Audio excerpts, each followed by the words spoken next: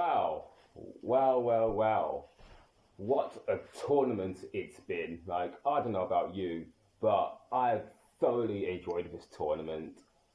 Honestly, like, I'm still thinking about that USA Australia game from the group game because that, for me, that was the best game of the tournament. But, yeah, without further ado, let's get straight into it. Firstly, the third place playoff. I didn't watch that game. Yeah, I heard it wasn't a good game between New Zealand and France, but there was a disappointment within certain camps, within various camps, I should say. And one of the disappointments was that the third place playoff was put on the iPlayer rather than on BBC One or BBC Two, and it wasn't given the same coverage as the final. And I thought to myself, like, why wouldn't the BBC give the same coverage to the bronze match as they do for the gold medal match? And that just got me thinking, like, if you're not going to show the game properly, then why show it at all? You know what I mean? Like, honestly, the game should have been on BBC One or BBC Two, but to just shove it on the iPlayer like the game doesn't matter at all. I mean, that's something I just can't get my head around.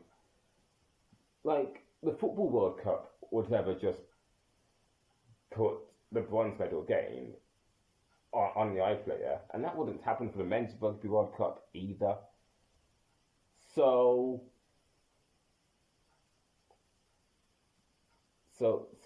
yeah, I thought a bit too much on that front. But another thing I'd like to talk about is why the game wasn't the day before the final. Like, the final should have its own day. Like, and that's another thing I don't get. Why wasn't the final played a day before the final? I mean, the bronze final played a day before the gold final. To me, it just makes sense. And also, this is where rugby can follow the football model by giving the final its own day rather than having the bronze medal final on the same day as the gold medal final. I don't know. It just makes sense to me. Right. Now we can talk about the final and what a final it was. I mean, whoever said Canada were underdogs, what are you talking about? Seriously. Like, wow. I mean, Canada showed that they meant business by scoring the first try. Like, this whole underdogs tag that people gave to Canada, they're one of the best sides. But anyway, also, there was one thing I found interesting. Like, Canada were down at the half, and yet it still felt as though Canada were celebrating. It just felt like a celebration of all things women's rugby, and that's something I liked. Like, the atmosphere wasn't really tense at the break. And one more thing that I liked as well was Canada's gamesmanship. There was not gamesmanship, but their mental side. Like, there was one period of the first half where Canada could have opted to go for the line out rather than shoot for the sticks, and they went for the latter, and that's got me thinking. Okay, they want to take their pressure off their team, so they went for the posts. and and that takes me back to their semi-final against New Zealand, where they did something similar. Because I think the clock went red at the break, and they just thought to themselves, let's just kick it out, like, because there's like so much pressure as it is. They don't want to put any more pressure on themselves. Although I was supporting England, there were times where Canada frustrated me. I was just like, ugh, honestly. But yeah, and speaking of Canada, I think I mentioned this in a previous video, and I went on to quote Warren Gatland when he was talking about the 2019 Rugby World Cup.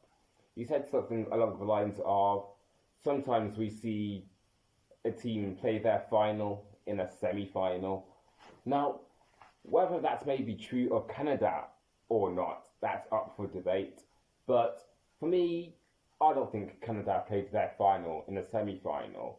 Like, if that was the case, England would have won by a lot more than they did. But I don't think Canada did play their final in a semi-final. As when I saw Canada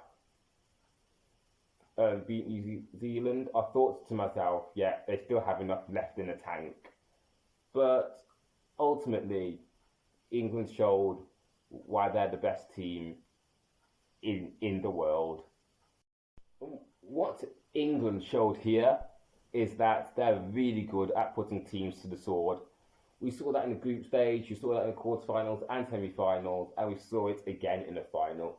When England are on top, they stay on top, and that shows you that they can handle pressure of being the host nation, because they didn't manage that last time out in 2010, but that was an entirely different group of players at that time. This current crop are made of more, and there were some of the players who lost the final in 2022 that were here again, so they were looking to right the wrongs of losing to New Zealand 3 years ago.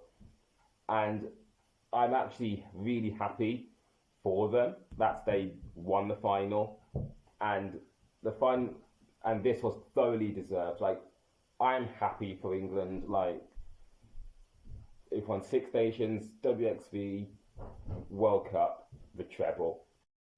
One more thing, I think I mentioned this in the previous video, but if I haven't, I'll do it here. For me, I think Canada needs to be playing rugby at the highest level more often. WXV and the Rugby World Cup, for me, it's just not enough for them. Canada needs to be playing sides like England and France every year.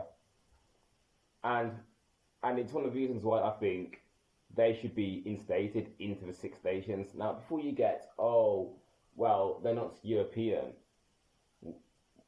Neither South Africa, yes, their club sides are in European rugby. So, but yeah, I think that's where I'm going to end this video. Should Canada play in the 6 nations? Yes or no? What are your thoughts? Right, I was going to end the video there, but where I actually want to end the video is by saying a massive congratulations to England. By a first World Cup win since 2014, absolutely incredible. I mean, they laid down the ghost of 2022, they laid down the ghost of 2017 in style.